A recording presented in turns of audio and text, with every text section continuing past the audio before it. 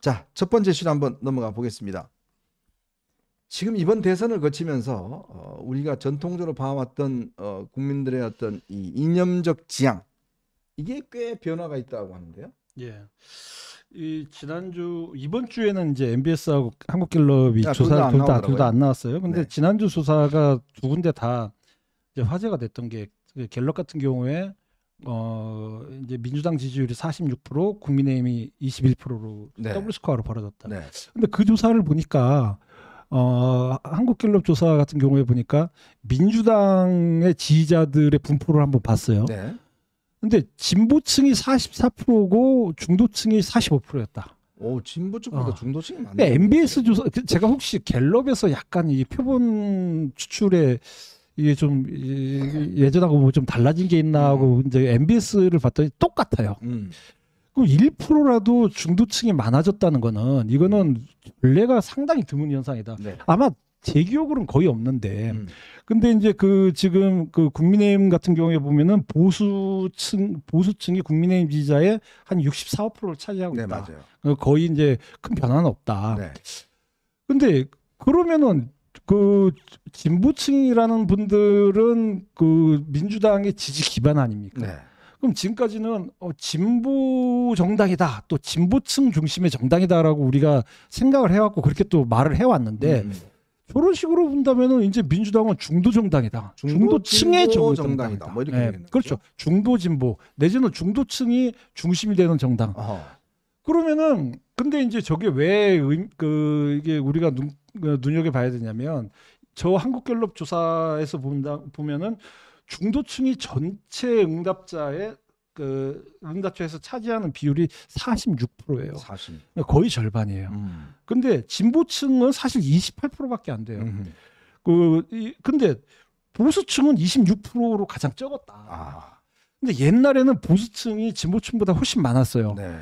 불과 작년 초만 해더라도. 그러니까 자랑스럽게 내가 보수다라고 이야기할 그렇죠. 수 있는 분들이 많다는 거 아니겠어요? 네, 근데 그런 분들이 중도로 많이 빠져나갔어요. 근데 빠져나가면서 또 이분들 중에서 이 민주당 지지자가 늘어났다. 그러니까 이제 저 조사에서 보면은 중도층에서 민주당 지지자는 47%고 국민의힘은 15%밖에 안 돼요. 네. 그러면은 당연히 이제 중도층의 이 지지가 쏠렸다라고 볼 수밖에 없는데, 그럼 우리가 선거 때마다 계속 하는 얘기가 중도가 중요하다. 왜 중도가 중요하냐? 중도는 균형치 역할을 하고 있기 때문에 중요한 거거든요. 근데 저런 식으로 이제 완전히 중도가 그 민주당 쪽으로 쏠려간 거는 여러 가지 이유가 있지 않습니까? 여러 가지 이유가 있는데 뭐 단적인 예를 하나만 들면 그 4월 4일 날 윤석열 전 대통령이 탄핵 인용이 됐지 않습니까? 네네. 헌법재판소에서. 근데 그 직후에 한국갤럽 조사를 보면은 탄핵 인용을 잘했다고 보느냐 잘못했다고 보느냐, 뭐 진보층이야 뭐 98, 9%가 잘했다고 했으니까 중도층에서 80%가 잘했다고 했어요. 탄핵 인용에 대한 찬성했다 80%가. 근데 4월 4일 날 그 탄핵 인용이 결정이 됐는데 그 뒤에 4월, 5월, 6월 초까지 국민의힘의 그 대선 후보 및 지도부가 보여준 모습은 뭡니까? 네. 아직까지도 탄핵 반대에 대한 당론을 정리하자 그러면 안 된다고 그러잖아요. 결국 아직까지도. 소수 쪽에 이제 힘을 계속 싣고 있는 건데, 사실은 저는 옛날에 대선 때 이재명 당시 대표가 무슨 이야기를 했냐면 우리는 중도 보수 정당이라는 이야기를 했어요. 그때 택도 없는 소리 하지 마라. 무슨 너희들이 저 중도 보수냐, 좌파 정당이지 라고 했는데, 지금 저 조사 결과를 보면 그 말이 반은 맞는 것 같아요. 그렇죠. 그리고 저거 볼 때요, 수치를 이렇게 봐야 되는데, 저 민주당, 한국갤럽, MBS 보수, 중도, 진보 합친 게 100이 아니에요. 네. 그러니까 민주당 지지율이 한국갤럽에서 그때 46이 나왔나요? 네. 그 다음에 국민의힘은 21 아니에요. 네네. 더블 이상 아니에요. 그러니까 민주당 그 46% 지지율을 100으로 봤을 때 보수가 11이고 중도가 45고 네. 진보가 44% 저걸 합치니까 100%가 된다는 거 아니에요. 그러니까 단순히 저 중도를 비교했을 때 한국갤럽으로 보면 민주당이 45고 중도가 국민의힘은 31이면 그러면 1.5배 정도 차이냐? 그게 아니고. 그렇죠. 예, 그게 아니에요. 저걸 정확히 국민의힘의 그 전체 규모는 쪼그라들 있는 거예요. 그러니까 지금. 그 제가 지금 얼추 이렇게 암산을 해보니까 이래요. 저 한국갤럽 기준으로 따지면 지지율이 더블 이상이잖아요. 네. 그런데 저런 그 중도에서 저런 게 나왔잖아요. 그러면 중도층에 적어도 70% 이상은 민주당이에요. 예. 그렇다고 70% 이상이고 국민의힘은 30% 맞아요. 미만이에요. 맞습니다. 예? 예. 그렇게 봐야 됩니다. 저게 45, 31 단순 비교해서는 안 되는 거고요. 예. 그렇게 보면은 이제 보수 진보 보면은 이제 엇비슷하잖아요. 샘플이. 네. 근데 보수 내에서도 저 민주당 지지하는 게 11이지만 진보에서는 국민의힘 지지하는 게 뭐 3, 5 뭐 이렇잖아요. 예. 근데 그걸 보수 진보를 똔똔으로 본다 할지라도 예, 중도에서 70% 이상이 민주당이고 30% 미만이 국힘이면 이길 방도가 없죠, 방도가. 자, 그러니까 이게 지금 이야기하고 있는 메시지가 뭐냐면 결국 이제 우리의 여론 그 이념적 지향과 지지층들의 그 자체가 심각하게 불균형 현상을 나타나고 있다. 즉 예전만 하더라도 한때는 보수가 우위에 있던 이 시대가 있었습니다. 그러다가 이게 점점점 이제 이 보수의 어떤 포션이 작아지면서 진보가 이제 위에 올라가는. 근데 지금은 이게 더 심해져서 이제 기울어진 운동장도 한참 기울어진 운동장이 돼버렸어요. 자, 이렇게 되면 이제 이 땅의 보수는요 더 이상 설 자리가 별로 없어져 버립니다. 그러니까 중도가 더 많아져 버리고 그리고 이분들이 이제 영향력을 발휘하면 그러니까 여러분 뭐 이게 저희가 그동안 이야기했던 그 내용이에요. 사실은 이 결국은 중도 진영이 아무리 봐도 국민의힘을 도저히 못 찍겠다. 그렇죠. 지지 못하겠다. 내가 저 당장을 어떻게 지지하냐. 실제 또 보수에 있었던 분들도 내 정말 이 작자들 그냥 꼬라지 보기 싫어서 내 도저히 안 해. 나 표 안 찍어 이제. 나 어디 이민 갈게. 그리고 오늘요 참 이 정말 가슴 아픈 기사가 나온 게 조선일보의 에스프레소라는 칼럼을 통해서 국민의힘 보좌진들이 중에서 이 그동안 그래도 국민의힘 당직자 보좌진들이 그래도 이제 정말 기존 정당의 이 국민의힘을 지키겠다라고 해서 애써온 분인데 이분들이요 낙향하는 분들이 많답니다. 아예 포기하고 그냥 지방에 내려가거나 아예 정치를 떠나거나 이런 분이 많대. 너무 실망해서. 그러니까 그 내부에 있으니까 들어갈 거 아니겠습니까? 지난 탄핵과 계엄 국면을 거치면서 국민의힘을 떠나는 당직자 보좌진이 너무나 많다는 거예요. 즉 이렇게 국민의힘의 가장 근간인 핵심 스태프들마저도 도저히 이 정당이 이거 안 되겠다. 이거 뭐 도저히 가망이 없다. 떠나버리는데 일반 국민들이 또 중도층에 있는 국민들이 야, 저 정당 정말 매력적이야? 이런 사람이 없다는 거예요. 아우 꼰대들. 아우 맨날 무슨 쓰레기 욕이나 하고. 예? 자기 먹던 있던 당에 그냥 침이나 탁탁 뱉고. 이런 꼰대가 있는 당을 내가 어떻게 지냐. 이런 생각을 가지잖아요. 그렇죠. 저도 오늘 뭐 그 칼럼을 눈여겨 봤는데 저도 이제 당에서 잠시 일을 해봤는데 그때 제가 느낀 거는 뭐 아시겠지만은 그 보좌진이나 당직자들 젊은 친구들 뭐 저는 사실은 뭐 예전에는 잘 몰랐는데 그때 제가 느낀 거는 상당한 애국심과 애당심이 있는 친구들이다. 네. 나는 저는 그걸 많이 느꼈어요. 젊은 친구들 중에서 특히 30, 40대 있던 친구들 중에서.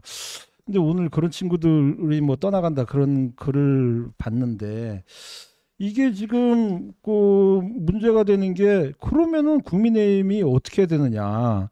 그거를 이 여론조사 나온 게 있어요. 그 서울대 국가미래전략원에서 대선 직후에 조사한 걸 보면은 네. 그럼 보수 진영 재건하기 위해서 어떻게 해야 되느냐라고 그 일반 국민들한테 물어봤더니 1등으로 나온 게 윤 전 대통령 등 개헌 관련자와의 절연이 26%로 가장 많고 네. 그 다음이 아스팔트 우파 및 보수 유튜버와 단절이 15%로 2등이에요. 그리고서는 이제 뭐 개파 청산, 기득권 정당 이미지 탈피, 뭐 청년 리더십 발굴 뭐 이런 순서로 나오고 있거든요. 근데 이게 지금 그러면은 현재의 당 지도부의 구성이라든지 이걸로 봤을 때 이게 가능하겠냐 이게 지금 얘기한 그 과제들의 해결이 그거는 좀 심각하게 생각을 해봐야죠. 자, 국민들이 딱 지향하시는 지점이 분명히 있어요. 그럼요. 너네들 일로 가야 된다. 가라. 라고 있는데 아니야. 우리는 이쪽으로 갈게. 이러고 있습니다. 자, 지금 새롭게 원내대표단이 구성이 됐어요. 지금 뭐 아주 친윤 또 일색으로 지금 팀을 짰지 않습니까? 근데 이분들이 오늘 규탄 대회를 열었습니다. 김민석 총리 후보자에 대한 규탄 대회를 열었는데 국회 로텐더홀 앞에 계단에서 시위를 벌였는데 자, 한번 보시죠. 저기 몇 명 될 것 같아요? 지금 국민의힘 국회의원들이 107명이잖아요. 네, 반도 안 모였네요. 60명도 안 모였대요. 예? 그러니까 뭐냐면 지금 저 정도, 그러니까 뭐 모르겠습니다. 뭐 이 송원석 그 지지하는 표 찍은 사람 모였는지 모르겠지만 저렇게 모여서 시위를 하니 저게 시위할 힘이 나겠어요? 그리고 저걸 보는 민주당은 뭐라고 그랬어요? 아이고 야 우리는 꽉 차.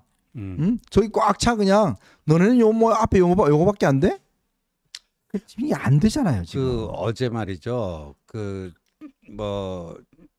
국민의힘을 출입하는 정치부 기자가 쓴 그 글 같아요. 네. 밖글 해갖고 뭐 찌라시 형태로 이제 도는데 이렇답니다. 지금 김민석 그 인사청문이 다음 주 화요일, 수요일 이틀 동안 지금 예정돼 있잖아요. 네네. 일하는 사람은 주저주 말고 없다. 네, 맞아요. 일하는 사람은 주저 말고 네. 없고 출입 기자들이 그 뭐 인사청문 위원들이요. 네. 지금 주진우 말고도 그 간사가 배준영, 그 추경호 원내 대표 밑에서 원내 수석하던 맞습니다. 배준영, 그 다음에 저 삼선의 김희정, 그 다음에 또 검사 출신의 곽규택, 이번에 원내 네. 그 대표단에 들어갔죠. 이런 사람들이 저 김민석 관련해갖고 한 건 했다는 거 본 적 있으세요? 없어요. 없죠. 네. 주진우만 주구장창 하는 거예요. 제가 주진우만. 방송사에 그러잖아요. 예? 멘트가 코트가 주진우밖에 없어서 예. 그 방송사에서 이게 만들기 어렵대요. 딴 사람이 없어서. 그러니까 그러면 같은 인사청문위원이 주진우는 저기 4명 중에 1명이에요. 네. 4분의 1만 하면 기본빵을 하는 거 아닙니까? 나머지 3명이 무슨 김민석 관련하고 새로운 의혹을 밝혀냈다든가 뭐 하는 게 하나도 없어요. 네. 그리고 저 밑에 보세요. 이현주가 그 국민의힘에도 있다가 저쪽 당으로 넘어갔잖아요. 이재명이 꼬셔가지고. 그러니까 이현주가 그 국민의힘 사람들하고도 좀 알 거 아니에요. 네네. 그러니까 국힘 의원들이 이현주한테 그런 거 아니에요. 김민석 어차피 될 때니까 우리가 그래도 반대하는 척 며칠은 물어 뜯어야 되니까 며칠만 참으면 된다고. 아. 야, 참 그러니까 이게 뭐 웃깁니다. 이게 뭐 정말 이 나서서 하는 사람, 그러니까 이 박선원이나 이런 애들이 무조건 지금 공격하는 게 주진우만 공격하잖아요. 그러니까요. 지금 심지어 오늘요, 김민석이 자신의 페이스북에다가 어떤 사람이 주진우를 이 법무부 장관 시키자. 그 이유가 뭐냐면 지금 박선원이 주진우 재산이 70억이라고 그러면서 야, 이 70억짜리 재산 가진 사람이 2억짜리 공격할 수 있냐? 뭐 이렇게 했잖아요. 그리고 그랬더니 주진우가 아니 내가 총리 후보자냐? 내가 다 검증할 수 있다 내 것도 그렇게 이야기하니까 김민석이 그래 너 법무부 장관 한번 해서 검증 한번 받아봐. 그러고 오늘 장난치를 하고 있는 거예요. 세상에 총리 후보자 그러고 있습니다. 자, 자기를 공격하는 공격자 메신저를 공격하면 좀 공격이 덜할까 싶어서 하고 있는 건데 저렇게 혼자 악정고투하고 있는데 도와주는 사람도 없고 나서는 사람도 없고 지금 보십시오. 저렇게 지금 몇 명밖에 모이지 않고 저게요 결국은 이번에 원내대표단 구성한 거 보세요. 그래 우리끼리 다 할게. 너네 오지 마. 진짜 단 한 명도 이 친윤 아닌 사람이 없어요. 어떻게 이 원내대표단 구성하면서 원내 부수석부 대표 등등 대변을 하면서 어떻게 저렇게 다 초는 사람들을 모아놓은지 모르겠어요. 좀 심하게 얘기하면은 윤호개인 아니냐라는 얘기도 또 있고 그리고 또 뭐 이영자 그 들어보셨어요? 뭐요? 이영자가 뭐예요? 뭐 이게 영남권 영남 자민련이다. 이미 영남 이미 영남 자민련. 이영자 씨 기분 나쁘겠는데 또. 아니요, 이영자 씨 기분 나쁘죠. 갑자기 고마웠다고. 예, 뭐 이영자 씨 뭐 보시진 않았겠지만 혹시 뭐 제가 만든 얘기는 아닙니다. 뭐 그런 얘기가 돈다는 거고 뭐 어쨌든 그 일부러 제가 그렇게 말씀드린 건 아니고. 근데 어쨌든 이게 그 아까도 말씀드렸지만은 그 첫 번째 과제가 윤 전 대통령과의 그건데 그 사실은 아까 얘기한 4월 4일로 돌아가면 이제 탄핵 인용이 됐단 말이죠. 그러면은 사실 윤 전 대통령 친윤들도 뭐 다 이제 그때 절연을 하고 네. 판을 새로 짤 수 있는 기회였지 않습니까? 그렇죠. 그때. 근데 아니 그 중도층이나 뭐 일반 대중들 민심의 중앙값이라고 했던 그런 분들이 그렇게 요구하는데도 정반대의 선택을 하고 끝까지 갔단 말이지. 끝까지 갔다. 그러니까 그거는 지금 봐서도 굉장히 미스테리하다. 그래서 근데 아직까지도 또 그거를 못 끊고 간다는 거는 그러면은 어떤 특정 지역에 대한 이 정서라든지 아니면은 강경 지지층에 대한 정서라든지 요게만 계속 업혀가려고 하는 마음이 변한 게 전혀 없지 않느냐 그런 생각이 들어요. 자, 근데요 지금 좀 전에 나경원 의원에도 글을 하나 올렸습니다. 올려서 무슨 글을 감독 한번 올려줘 보실까요? 우리 또 나경원 의원님께서 이렇게 참 입이 건질건질하셨던 모양입니다. 자, 보수개혁, 당개혁 선택이 아니라 생존의 문제다라고 이야기를 하면서 지금 있는 누구 있잖아요. 이게 당을 완전히 해체하는 새로 만들어야 되는데. 김문수 후보, 한동훈 전 대표, 김용태 비대위원장, 김재섭 의원 다 하면서 여기 또 보면 이낙연 전 총리, 손학규 전 대표 이런 사람들 다 모아서 그냥 짬뽕 만들자. 짬뽕당. 네, 짬뽕당 만들자. 이러고 앉아 있습니다. 그러니까 저기 이제 제가 얘기 어제도 드렸는데 권성동이 원내대표 물러나면서 퇴임 기자회견에서 성찰과 혁신을 얘기하는데 분열은 안 된다. 네. 그러면 방점은 어디에 찍혀 있어요? 분열은 안 된다예요. 네. 그러니까 파괴적 혁신은 하지 말자. 지금 나경원 얘기도 똑같아요. 시작은 보수개혁, 당혁신 이걸로 시작하지만 당신만 물러나면 돼. 그냥 보수개혁 돼. 그냥. 누구는 되고 누구는 안 되고 친윤이니 친한이니 이런 식의 편가르기 사고 꼭 있잖아요. 저 아주 몹쓸 버릇이 친윤 친한해갖고 양비론으로 가는 거예요. 네네. 그리고 지는 저기 어디 TV조선 강적들 나고 너 친윤 아니에요. 네. 연구 없어요. 네. 예. 저 우리 탄압 받았어요. 네. 그래요? 예, 저 연구 없어요. 예. 그거 그렇게 얘기하고 있는 거예요. 그러면 지금 아까 우리 홍영림 원장이 서울대 국가전략연구원인가요? 네네. 거기서 앞으로 보수 재건의 선결 과제가 뭐냐? 윤건희와의 절연인데 그다음 친윤 기득권 이거 타파인데 그럼 기득권 그러니까 지금 도려내야 될 암덩어리들하고 같이 무슨 개혁을 하자? 네. 그 개혁하자는 거예요, 말자는 거예요. 짬뽕은 맛있긴 합니다. 짬뽕을 그렇게 막 네. 폄하하지 마세요. 짬뽕 애호가예요. 죄송해요. 짬뽕 네. 너무 폄하해서 죄송합니다. 네. 근데 짬뽕은 맛있긴 해요. 근데 네. 이렇게 모아놓으면 이거는 진짜 거의 쓰레기를 모아놓은 거 똑같아요. 그렇죠. 네? 왜 저기다가 이번에 한동훈 전 대표나 다른 사람하고 똑같아요? 네. 원어브 댐이에요? 그러니까요. 아니잖아요. 그러니까. 참 윤 대통령한테 그렇게 전화도 자주 받고 구치소도 불러서 가고 관저도 불러서 가고 제일 앞장서고 그랬던 분이 네. 예? 한동훈 전 대표는 그게 아니었잖아요. 그렇죠. 자, 아까 이야기했듯이 우리 당을 살리기 위해서는 분명히 구분해야 된다라고 네. 이야기를 하고 그렇게 또 해왔는데 그런 사람 또 갑자기 총리하다가 갑자기 나와서 돈 10,000원도 자기 돈 안 내면서 갑자기 후보됐다가 집에 가신 분하고 왜 같이 해요? 또 그 사람들하고 그러니까요. 뭐하러 같이 해요? 그리고 이낙연 전 총리 저쪽에 있다가 갑자기 쫓겨나서 이쪽에 온 사람하고 왜 같이 해요? 아니 근데 저는 너무 저거 보고요. 나경원의 논리력을 한번 우리가 보자고요. 이제 세 번째 줄 보세요. 어설픈 리모델링으로는 안 된다. 당의 기초부터 다시 세우는 재건축으로 완전히 새로운 집을 지어야 돼. 그러니까 부숴버리자는 거 아니에요. 네. 리모델링은 여러분들 리모델링은 있는 아파트 바닥에 골조는 그대로 놔두고 거기서 좀 이렇게 확장하는 건데 그게 아니고 완전히 부수고 제로 베이스에서 그라운드 제로 상태에서 다시 집을 세우자. 근데 친윤 기득권하고 같이 하자는 네. 거예요. 저게 앞뒤가 맞는 얘기예요?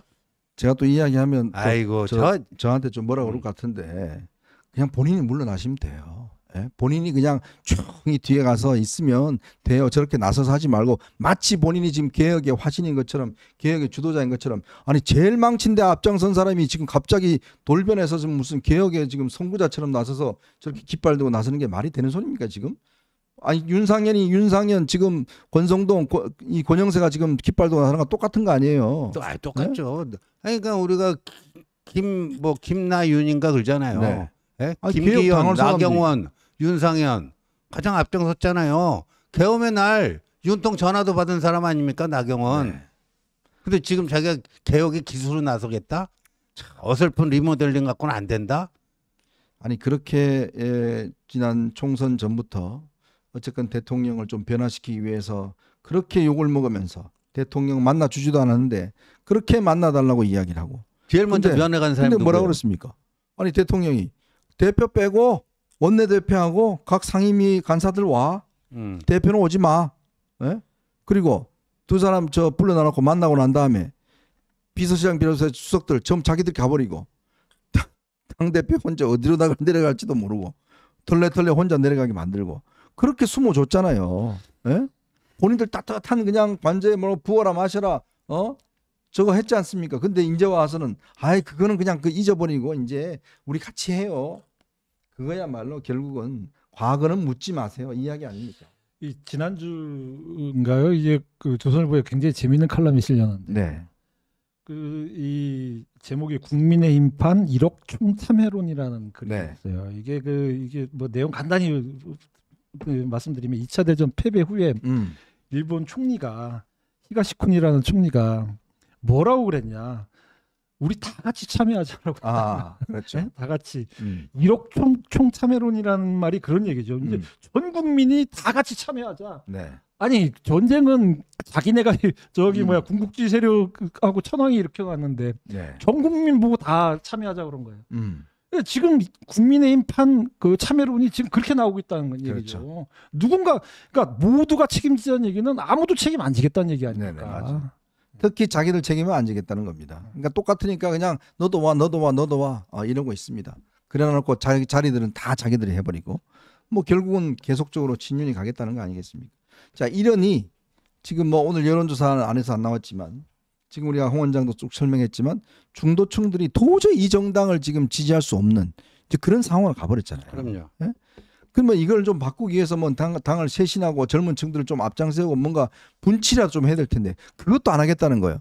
김용태 나가라는 거 아닙니까 지금? 그렇죠. 예? 예. 젊은 세력 그나마 참 사람들이 요즘 텔레비 보면서 그래도 좀 저쪽하고 다른 게 여기는 그래도 30대 젊은 친구가 나와서 뭐 하니까 좀 달라 보인다 그러는데 그 사람마저도 마음에 안 든다고 쫓아낸다는 거 아닙니까? 그렇죠. 네? 예. 그래 놓고 무슨 계획을 해요? 예? 아유, 자 진짜 전 참 이런 사람과 함께 홍준표 참 이 양반은 제가 입에 담기도 싫은데 매일 그냥 쓰레기 같은 이야기를 하고 앉았습니다. 예? 뭐 국힘 해산될 거다 어쩌다 저쩌다. 아유 정말 국힘 해산될 수도 있고 정치 보복 아닌 지은 죄가 될 거다. 이러고 앉아 있습니다. 참 저는요 이 사람은 세상에 자기 아니면 천상천하 유언 없죠. 나 혼자 왜 내가 이렇게 훌륭한데 예. 내가 이렇게 잘나는데 왜 나를 안 뽑아주고 예. 그러니까 그거에 대해서는 철저하게 이게 복수나 보복하는 사람 네. 같아요. 근데 이제 홍준표 저거는요 나름대로 노림수가 있는 게 홍준표가 명태균 수사 세게 받아야 되잖아요. 네.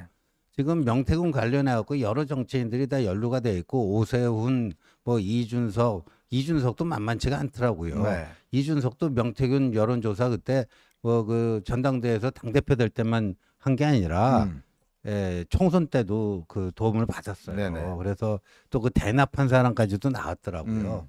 그러니까 이제 오세훈 시장도 그렇고 이준석 지금 의원도 그렇고 그런데 홍준표가 그 명태균과의 거래량을 보면 제일 많아요. 네. 단연간에 걸쳐서 그 양적으로 제일 많은데 그러니까 저기 보니까 이 위헌정당 해산으로 심판하는데 바람잡이 역할을 하는 거예요. 네네. 홍준표가. 그렇죠. 민주당에서 먼저 하면 좀 그렇잖아요. 맞아요. 그러니까 요새 있잖아요. 민주당 내부 회의 가면요. 홍준표가 말이죠. 홍준표가 이런 얘기를 해요. 홍준표를 새드? 인용해서 그 국힘을 위헌정당 해산해야 된다는 그 논리를 피는 거예요. 홍준표를 인용해서. 아. 그러니까 그 알아. 저 내부에서도 저런 소리 나온다. 그 이러잖아요. 오죽하면 홍준표가 이런 얘기를 하겠냐. 우리가 하자는 거 아니다. 홍준표가 이렇게 얘기를 하지 않느냐. 이건 정치보복 아니다. 자기들이 진 죄가에 대해서는 그 뭐 당연한 인과응보다. 뭐 이렇게 얘기하니까 이거 잘 봐야 된다. 이런다는 거 아니에요. 그러니까 홍준표는 딱 바람잡이 역할하면서 나 그 명태균 수사 그거 좀 어떻게 좀 해줘. 뭐 이런 사인 보내는 거 아닐까요? 그래서 그때 그 파란 넥타이를 맸구만요. 네. 딱 파란 넥타이 메고 딱 견적이 갑자기 나오죠. 딱 나오는데 제가 그 이야기 들으니까 좀 이해가 되네요. 결국은 바람잡이 역할을 하면서 그 대가로 뭔가 또 노리고 있는 참 정치인이라는 게요. 참 이 머리는 잘 돌아갑니다. 예. 그리고 한 수 앞을 다 내다봐요. 뭐 내가 이 행동을 하면 어떠한 플러스가 있을 것인가 이걸 이제 계산하고 하는 거죠. 네, 참 이 국민의힘뿐만 아니라 보수가 재건되기 위해서는 제가 거듭 이야기를 하지만 아까 홍 원장도 이야기했지만 몇 가지 조건이 있습니다. 이거 뭐 토론할 필요도 없어요. 윤석열 즉 이 비상계엄을 일으키면서 이 보수를 완전히 그냥 아작을 낸 그 작자와 이제는 우리가 헤어져야 된다. 깔끔하게 헤어져야 된다. 보십시오. 지금 하는 행태를 한번 보십시오. 지금 윤 전 대통령이 하는 행태를 한번 보세요. 아니 이재명 대통령 만들어주는 것도 모자라서 그냥 보수를 아주 그냥 뿌리채 그냥 이 흔들어 버리지 않습니까? 당연히 절연해야 된다. 그리고 저 극우 세력들 보수 유튜버들 하고 절연해야 된다. 이제 그것만 해도요. 보수는 엄청나게 개혁될 겁니다. 그리고 많은 중도층의 국민들이 이 국민의힘에 눈길이라도 줄 겁니다. 그 보니까요 국민일보가 뭐 보도한 바에 의하면 네, 윤 전 대통령께서 최근 측근들에게 네, 옛날부터 아내 우울증이 아주 심각했다. 네, 요번에 입원한 거는 그 검찰 소환을 피하기 위한 꾀병이 아니다. 네. 또 이렇게 김건희 여사 대변인 역할을 충실히 하고 네. 있습니다. 그거는 사실일 겁니다. 제가 알기로도 이 우울증은 꽤 오래됐습니다. 꽤 오래됐고 이제 그런 상황에서 자꾸 이제 뭐 문제가 좀 발생. 근데 그 스펙트만 말씀드리면 예, 검찰로부터 3차 소환 통보 받고 난 직후에 입원한 네, 겁니다. 그렇죠. 네. 네. 자, 저희는 이제 두 번째 이슈로 한번 넘어가 보겠습니다. 여러분 보시면서요 구독과 좋아요 알림 꼭 부탁드리겠습니다. 우선 이한주 이야기하기 앞서서